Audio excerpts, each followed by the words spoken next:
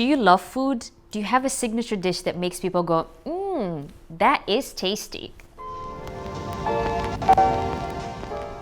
If you are dedicated to good quality food and great taste, your dishes will create a smile on your customers' faces. This is so rewarding to see. Customers will keep on coming back if the taste and quality are great and if what you offer is different to what they encounter elsewhere in the city. There are, of course, lots of different types of food businesses which are very different and require different setups and skills from the entrepreneur and their team. There is street food in pop-up markets and permanent markets with permanent and semi-permanent setups. This type of business is all about partnerships to get the right spot in the right food markets, food halls, and office buildings. Then there are delivery businesses. This type of business delivers small and big orders and is all about getting a presence on the food delivery apps popular in your city. There are also catering businesses that deliver food for events for families and friends and companies. Both catering and delivery businesses don't necessarily need a customer-facing space. They just need a kitchen with access for delivery drivers. Nowadays, some entrepreneurs even run multiple delivery brands and cuisines out of a single kitchen. To the customer on their food order app, it looks like it's different businesses, but actually it's the same team preparing different cuisines to appeal to different customer types. Of course, there are also restaurants, but the cost of renting restaurant space in your city will define how financially risky it is to start your own restaurant. Consider trying the other types of food business first. This way, you can build your customer base and brand reputation before considering the leap to creating your own restaurant. I started being aware of my passion for food when I was in my mid-20s. When I moved to London in 2014, I noticed that the Yemeni cuisine was almost non-existing and rather unheard of. I didn't have ideas of what I was going to do about it at the time. So in late 2018, I hosted London's first Yemeni pop-up brunch to introduce Londoners to a cuisine that is born out of a rich history of trade and migration.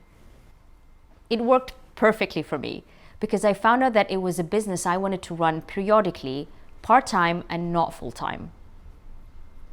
It also gave me the opportunity to be a serial entrepreneur because I enjoyed having more than one type of business while keeping my growing passion for food. As a food entrepreneur, you need to know two things really well: your customers and competitors in the market. People always need to eat, so there are always established food businesses around already and many new businesses created every month. To stand a chance, you need not just great food, but also a strong brand to tell your story well, for example, on Instagram. Of course, you also need to know the food habits of your community and customers really well. You need to know where they will go to get food, whether it's in physical markets or online. You need to know the latest trends.